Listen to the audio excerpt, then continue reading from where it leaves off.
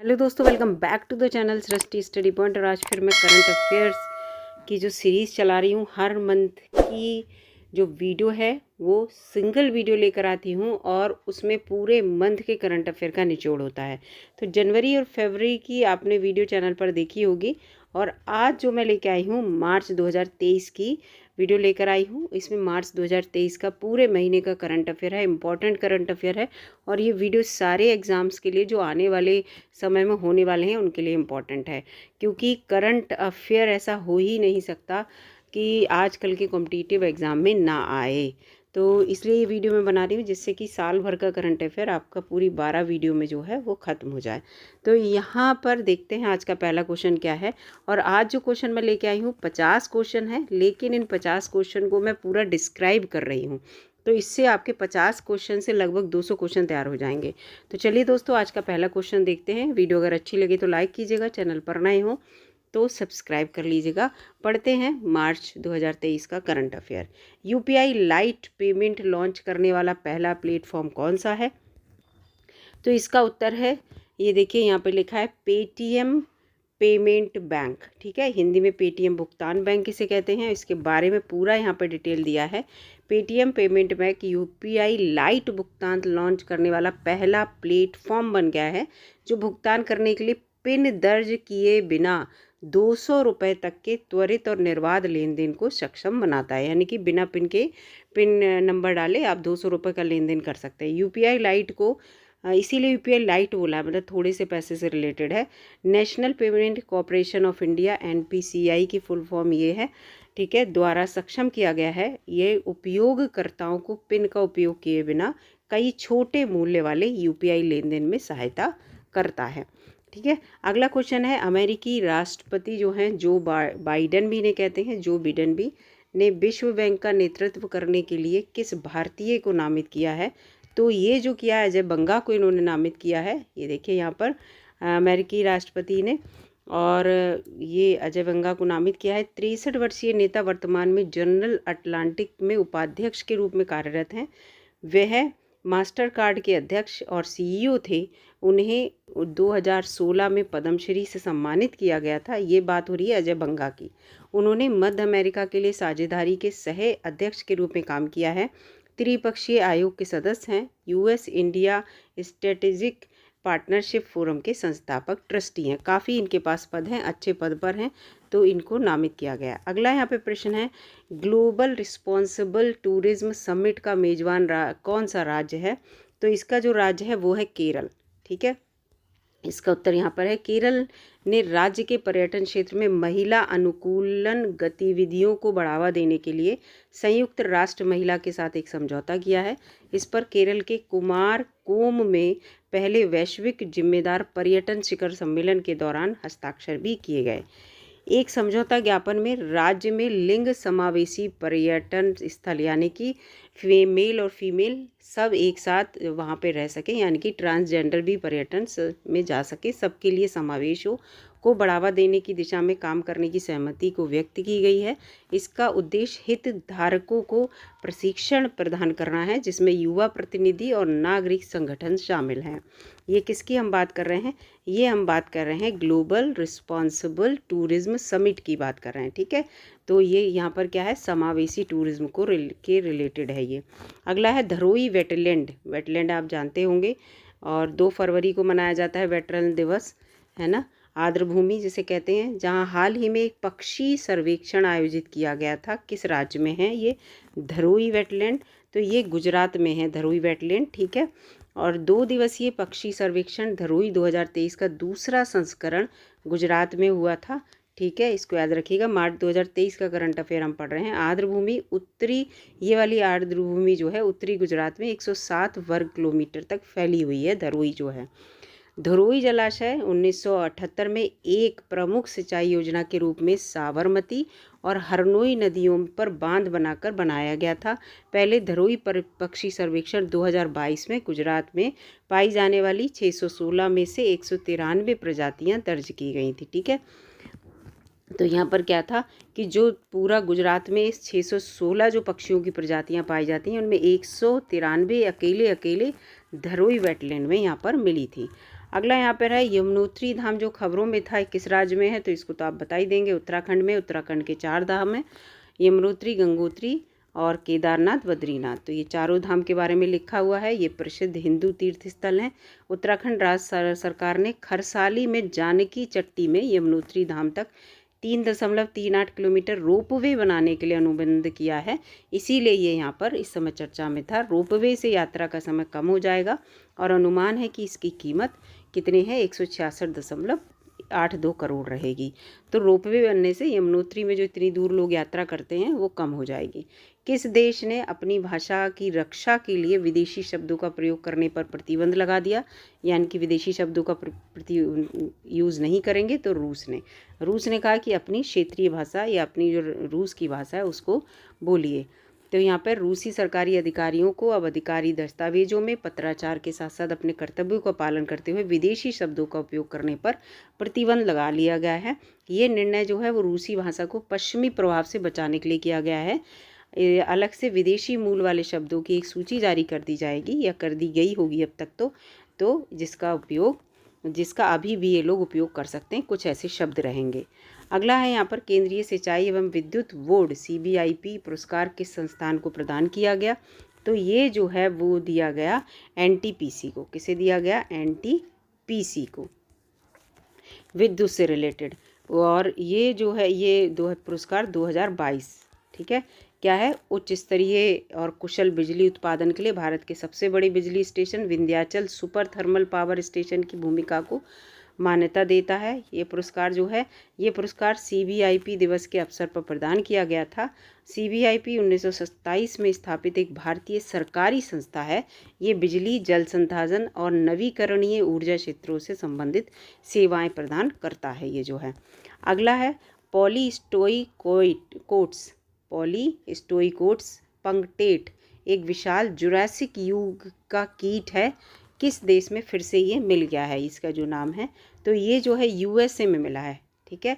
Jurassic time का ये जो कीट है तो ये USA में मिला है। इसे विलुप्त माना जा रहा था और ये अमेरिका राज्य के अरकानस में पाया गया है। इसे 5 दशकों से अधिक समय के बाद 2012 में फिर से खोजा गया था। शोधकर्ताओं के अनुसार विशाल जुरासिक युग कीट ओज़ार्क पहाड़ों के दूर दराज के हिस्सों में पाया जा सकता है और जगह भी ये मिल सकता है, ठीक है।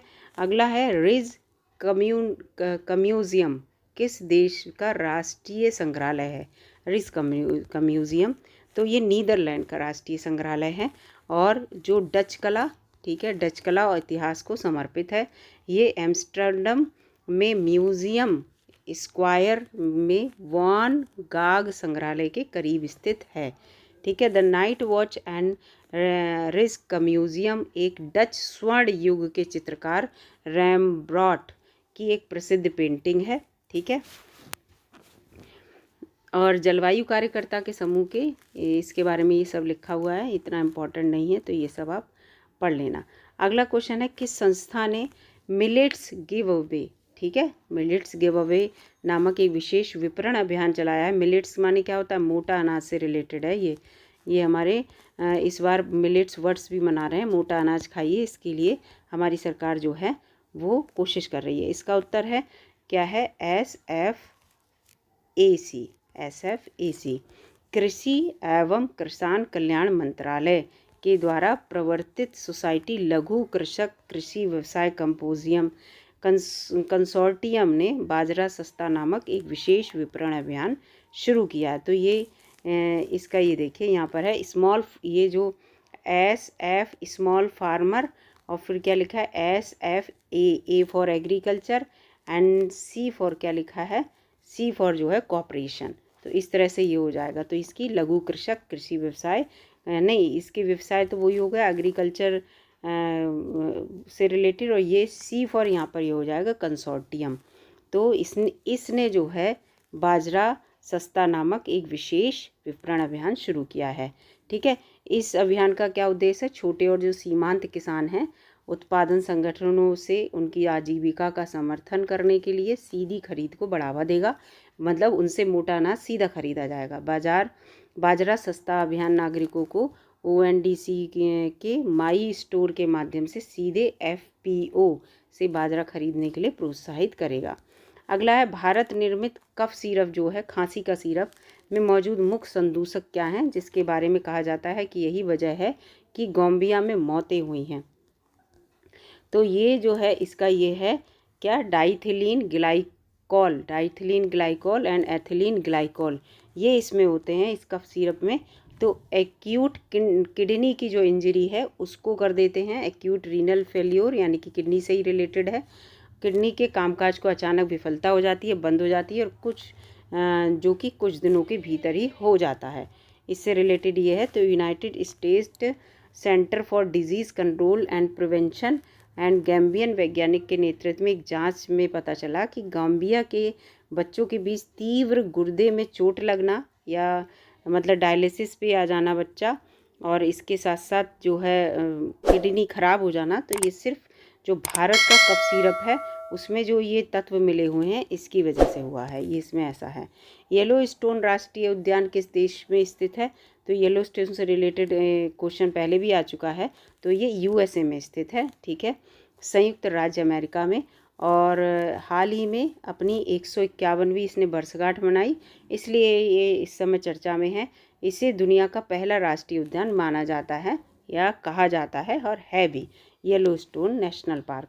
9000 वर्ग किलोमीटर में ये फैला हुआ है। इसकी स्थापना 1872 में अमेरिकी कांग्रेस द्वारा की गई थी। इसकी स्थापना मूल अमेरिकी समुदायों के विस्थापन के बाद की गई थी, जो सरकार की सत्ता में आने से पहले 11000 वर्षों से अधिक समय से इस क्षेत्र में शिकार और इकट्ठा हो रहे हैं। मतलब ठीक है, जो अमेरिकी समुदाय के लोग जो विस्थापन के बाद यहाँ पर आ गए थे उनके बारे में बात हो रही है, तो यहाँ पर वो रह रहे हैं, ठीक है। अगला है ये जो है प्लास्टिकोसिस क्या है, जो हाल ही में खबरों में रहा। तो प्लास्टिकोसिस एक बीमारी है। हम ऑस्ट्रेलिया और यूके के वैज्ञानिकों ने पक्षियों में ये वाली बीमारी देखी है, और ये बीमारी इसलिए होती है क्योंकि ये पक्षी जो होते हैं प्लास्टिक का सेवन कर लेते हैं। इससे इनके क्या हो, पाचन तंत्र में सूजन आ जाती है दीर्घकालीन लंबे समय तक, और जो है इस टाइप के ऊतक जो हैं उनमें बहुत सारे हो जाते हैं, जख्म जैसे बन जाते हैं। तो ये पाया गया कि प्लास्टिक के सेवन से पाचन तंत्र में गंभीर नुकसान पहुंचता है, जिससे क्या हो जाता है, परजीवियों के प्रति वे संवेदनशील हो जाते हैं और उनके अंदर जो होती बीमारियां और ज़्यादा बढ़ने लगती हैं। सब बारात किस धर्म में अपनाया जाता है? और ये प्रसिद्ध कार्यक्रम तो आपको पता है इस्लाम धर्म का प्रसिद्ध कार्यक्रम है, जिसे क्षमा की रात के रूप में मनाया जाता है। हर साल इस्लामी महीने शवान की 15 तारीख को इसे मनाया जाता है, ठीक है। तो इसे दक्षिण पूर्व एशिया, मध्य एशिया, तुर्की में भी मनाया जाता है, और ये सब है एक पवित्र रात होती है इनके अनुसार। ये जब अल्लाह अधिक क्षमाशील होता है, सच्ची प्रार्थना और पापों को सबको धो देता है, तो तब की बात है कि हम अपने जो हमारा ईष्ट है उससे हम प्रार्थना करते हैं, हमने जो गलत काम किए उसके लिए क्षमा जैसी बात है। और वैसे तो जो इस धर्म के लोग होंगे वो ज़्यादा अच्छे से इस बात को बता पाएंगे। इस रात को का उपयोग दिवंगत और बीमार परिवार के सदस्यों के लिए प्रार्थना करने और दया मांगने के लिए किया जाता है, ठीक है। ये इस तरह से है। आगे ये है नॉक्टिकोला फेरोमोसा, जिसे हाल ही में खोजा गया, किस प्रजाति से संबंधित है? तो ये जो संबंधित है कॉकरोच से संबंधित है। नॉक्टिकोला फेरोमोसा सिंगापुर के एक नेचर रिजर्व में पाई जाने वाली कॉकरोच की नई प्रजाति की खोज की है, और जिसका नाम कॉकरोच जैसे पैकोमोना फेरोमोना के नाम पर ही रखा गया था। कॉकरोच की पहचान विश्लेषण की एक श्रृंखला के माध्यम से की गई। ये पहली बार है कि सिंगापुर में नॉक्टिकोला जीनस का कोई कॉकरोच मिला है, और ये उष्ण कटिबंधीय क्षेत्रों में पाए जाने वाला अपने जीनस की 22 अन्य प्रजातियों में शामिल हो गया है, ठीक है। तो इसके साथ साथ अगला क्वेश्चन है कि म्यादेई वन अभ्यारण्य जो खबरों में था कहाँ पर स्थित है? तो ये जो है ये गोवा में स्थित है, ठीक है। तो ये दक्षिण भारत के पश्चिमी घाट में एक संरक्षित क्षेत्र है, जो कि उत्तरी गोवा में बालपोई के पास स्थित है। बंगाल बाघों की उपस्थिति के कारण अभ्यारण्य को बाघ अभ्यारण्य के रूप में भी नामित किया जा रहा है। इसका प्रबंधन गोवा राज्य वन विभाग के द्वारा किया जा रहा है। म्यादेई वन अभ्यारण्य इस समय जंगल की आग से, उस समय मार्च की बात है तो जंगल में आग लगी हुई थी, ठीक है। चीन सीमा के निकट लद्दाख में एक स्वतंत्र क्षेत्र कार्यशाला का कार्यभार संभालने वाली पहली महिला अधिकारी कौन है? तो वो जो है कर्नल गीता राणा है। कर्नल गीता राणा पहली बार corps of electronics and mechanical engineering की एक महिला अधिकारी कर्नल गीता राणा ने पूर्वी लद्दाख में एक संवेदनशील स्थान पर एक स्वतंत्र फील्ड वर्कशॉप की कार्यशाला को संभाला। संवेदनशील एरिया है ही लद्दाख। इसमें वह चीन सीमा के पास सेना इकाई का नेतृत्व करने वाली पहली महिला बन गई हैं। ये नियुक्ति भारतीय सेना के द्वारा फरवरी के अंत में महिला अधिकारियों को मेडिकल स्ट्रीम के बाहर की भूमिकाएं, मेडिकल से बाहर की भूमिकाएं सौंपने का निर्णय लिया गया, तो ये अधिकारी यहाँ पर आई थी। कौन सा केंद्रीय मंत्रालय वर्ल्ड फूड इंडिया 2023 कार्यक्रम की मेजबानी की किसने? तो खाद्य प्रसंस्करण उद्योग मंत्रालय है इसने की। ठीक है, वर्ल्ड फूड इंडिया 2023 के दूसरे संस्करण की मेजबानी, WFI जिसे बोलेंगे। तो ये क्या है? खाद्य प्रसंस्करण के केंद्र जो वैश्विक स्तर पर हैं, वो वैश्विक स्तर पर उनको बढ़ावा देना, पाक जो विविधता है यानी कि खाना बनाने की विविधता, उसको उजागर करने, निवेश आकर्षित करने, व्यापार के अवसरों की खोज करने पर ध्यान केंद्रित करेगा। और इसमें ये सब है WFI 2023 5 प्रमुख तत्वों में, जैसे बाजरा, नवाचार, स्थिरता, श्वेत क्रांति 2.0, भारत को निर्यात केंद्र बनाना और प्रौद्योगिकी एवं डिजिटलीकरण शामिल है। इसके ये 5 प्रमुख तत्व हैं। देखो इसमें देखो 5 कौन कौन से हैं? एक तो बाजरा, दूसरा नवाचार एवं स्थिरता, तीसरा श्वेत क्रांति, चौथा निर्यात केंद्र बनाना, पांचवा प्रौद्योगिकी एवं डिजिटलीकरण। तो ये 5 मिल गए आपको। इसके साथ है रक्षा के संदर्भ में हाल ही में समाचारों में देखा गया वायु लिंक क्या है? ये क्वेश्चन कल भी आया था। तो वायु लिंक आपको पता वायुसेना से रिलेटेड है और ये डेटा लिंक सिस्टम है। क्या है? डेटा लिंक सिस्टम है। और विंग कमांडर विशाल मिश्रा के द्वारा विकसित किया गया वायु लिंक प्रणाली ने परिचालन प्रशिक्षण पूरा कर लिया है। इसे सभी आगे क्षेत्रों में तैनात करने की बात हो रही है। ये डेटा लिंक प्रणाली युद्ध क्षेत्र की पारदर्शिता को बढ़ाएगी। ऑपरेटरों को वास्तविक समय डेटा प्रदान करने के लिए कई स्रोतों से इनपुट को एकीकृत करके प्रभावी निर्णय लेने में सहायता करती है। अगला है किस राज्य सरकार ने स्वास्थ्य देखभाल का अधिकार विधेयक पास किया? तो ये जो उत्तर है इसका है राजस्थान सरकार ने ये विधेयक पास किया है। इस कानून का उद्देश्य सार्वजनिक और निजी अस्पतालों, क्लिनिकों, प्रयोगशालाओं में मुफ्त और सस्ती चिकित्सा सेवाएं प्रदान करना है। ठीक है, ये सब इसमें दिया हुआ है। अगला है किस देश ने अपना पहला पोर्टेबल हमलावर ड्रोन कॉमिकेज का अनावरण किया? तो ये जो है ताइवान ने किया है इसका। ये इनका पहला पोर्टेबल हमलावर ड्रोन है कॉमिकेज, मानव रहित हवाई वाहन है ये यूक्रेन की रूस के खिलाफ लड़ाई में इस्तेमाल किए गए अमेरिकी मॉडल की तरह ही है। ठीक है, ताइवान ने इसको बनाया है। तो यह है ताइवान को क्या है? चीन के आक्रमण से लगातार खतरे रहते हैं, इसलिए इसने इसको बना लिया है। अगला है यहाँ पर सरकार ने किसकी शक्ति को मजबूत करने के लिए अंतर सेवा संगठन विधेयक पास किया? तो ये जो है वो त्रिसेवा कमांडर जो है उसकी शक्ति को मजबूत करने के लिए लोकसभा में अंतर सेवा संगठन कमांड, नियंत्रण और अनुशासन, इसको त्रिसेवा बोला है, विधेयक 2023 जो है वो पास किया है। विधेयक का उद्देश्य सेवा कर्मियों के संबंध में अंतर सेवा संगठनों के कमांडर इन चीफ या ऑफिसर इन चीफ को अनुशासन बनाए रखने, अपने कर्तव्यों के उचित निर्वहन के लिए सशक्त बनाना है। विधेयक में ये भी कहा गया है कि किसी अंतर सेवा संगठन का कमांडर इन चीफ या जैसा भी मामला हो, ऑफिसर इन चीफ ऐसे अंतर सेवा संगठन का प्रमुख होगा। कमांडर इन चीफ जो है वो प्रमुख होगा। बरदा वन्यजीव अभ्यारण्य ये कहाँ पर स्थित है? जो खबरों में था, तो ये गुजरात में स्थित है। एशियाई शेरों का एकमात्र घर गुजरात है और गिर राष्ट्रीय उद्यान से 40 शेरों को वर्धा वन्यजीव अभ्यारण्य में लाया गया है, इसलिए ये खबरों में है। वर्धा वन्यजीव अभ्यारण्य में 40 वयस्क और उपवयस्क एशियाई शेरों के रहने की उम्मीद है।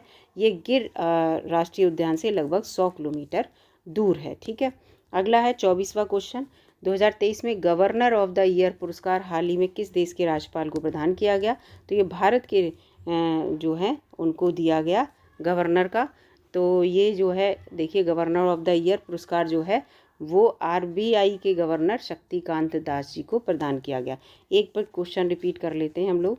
किस देश के राज्यपाल को प्रदान किया गया? नहीं, ये है कहाँ किसको दिया गया? तो ये यहाँ पर गलत है। तो ये होगा कि किस गवर्नर को दिया गया।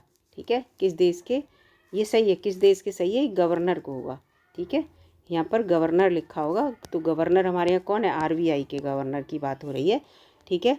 इस तरह से राज्यपाल से आप कंफ्यूज हो जाएंगे। कोविड-19 के संकट और यूक्रेन युद्ध के दौरान पूंजी बाजार का नेतृत्व करने में शक्तिकांत दास की भूमिका बहुत इंपॉर्टेंट रही। अगला यहाँ पे क्वेश्चन है, हाल ही में किस भारतीय अमेरिकी को वायुसेना के सहायक सचिव के रूप में नियुक्त किया गया।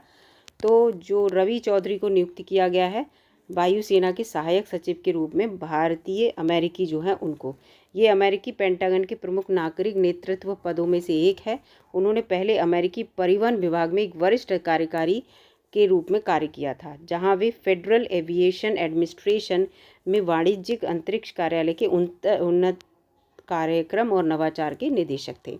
अगला प्रश्न है, ग्लोबल मिलेट्स, देखो श्री अन्ना आ गया, सम्मेलन का मेजबान शहर कौन सा रहा। तो नई दिल्ली में ये इसका आयोजन हुआ और प्रधानमंत्री नरेंद्र मोदी जी ने डिजिटल रूप से इसका जो है श्री अन्न जो मानकों के संग्रह को लॉन्च किया।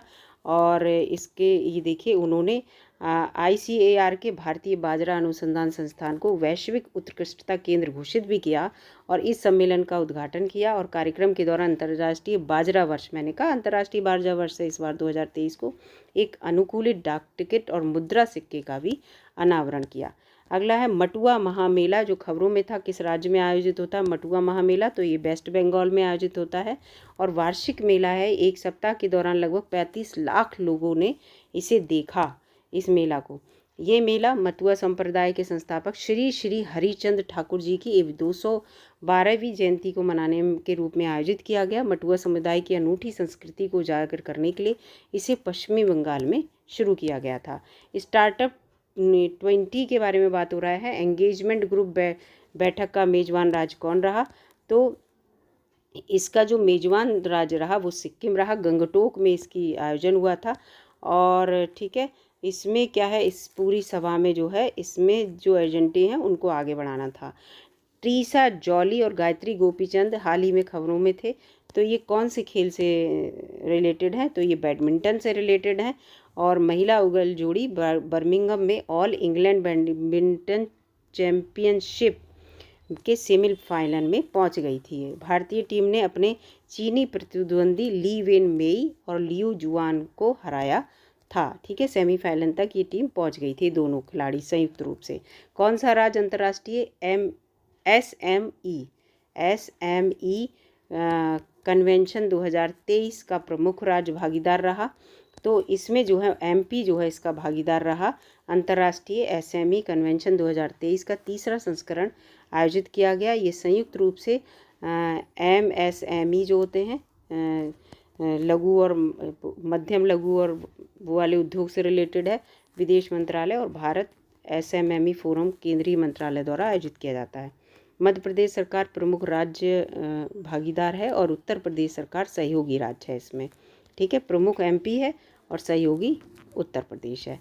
अगला क्वेश्चन है, एरिक गारसेटी को किस देश ने भारत में अपना राजदूत नियुक्त किया है। तो एरिक गारसेटी को USA ने अपना, जो अमेरिकी सरकार ने लॉस एंजल्स में पूर्व मेयर एरिक गारसेटी को भारत में अपना नया राजदूत घोषित किया। भारत में आए राजदूत बनके अमेरिका के। इस भूमिका के लिए उनके नाम की ये पहली घोषणा 2 साल के बाद की गई है। ठीक है, तो ये बिडेन के सबसे ज़्यादा करीबी हैं ये, और 2021 में अमेरिकी राष्ट्रपति द्वारा इस पद के लिए नामांकित इन्हें किया गया था।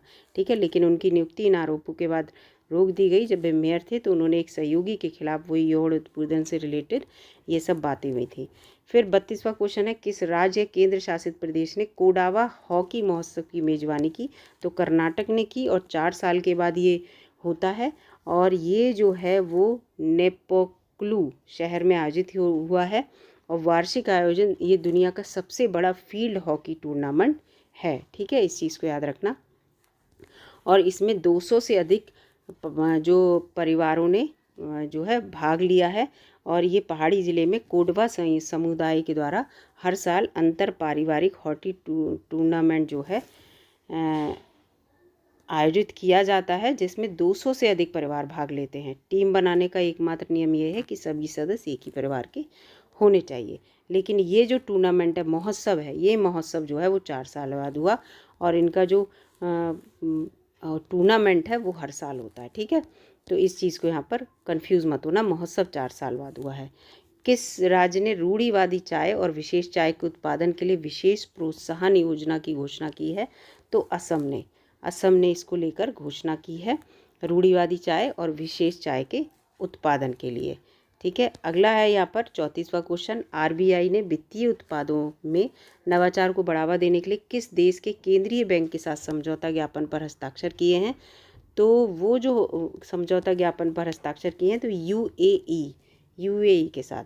तो ये दिखा है, आरबीआई ने central bank of United Arab अमीरात यानी कि सीबीयूएई ने वित्तीय उत्पादों और सेवाओं के सहयोग बढ़ाने के लिए संयुक्त रूप से जो है एक समझौता ज्ञापन पर हस्ताक्षर किए हैं, जिससे कि क्या होगा कि वो आपस में विभिन्न उभरते क्षेत्रों, विशेष रूप से सेंट्रल बैंक डिजिटल मुद्राओं, इन सब पे सहयोग करेंगे। इन सब को लेकर है।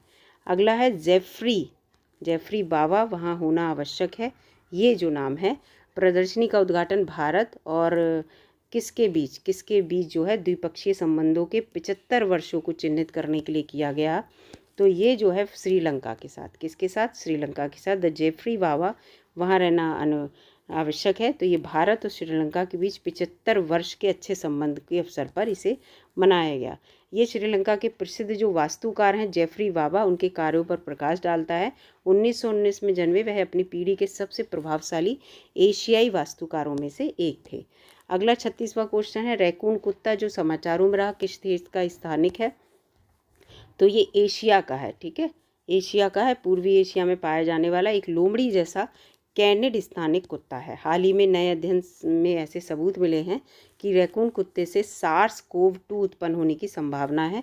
आनुवांशिक अनुक्रम वुहान बाजार स्थलों में रैकून कुत्ते और अन्य जानवरों के साक्ष्य दिखते हैं, जहाँ जो क्या कहते हैं 2020 में यहाँ पर दिखा SARS-CoV-2 पाया गया था।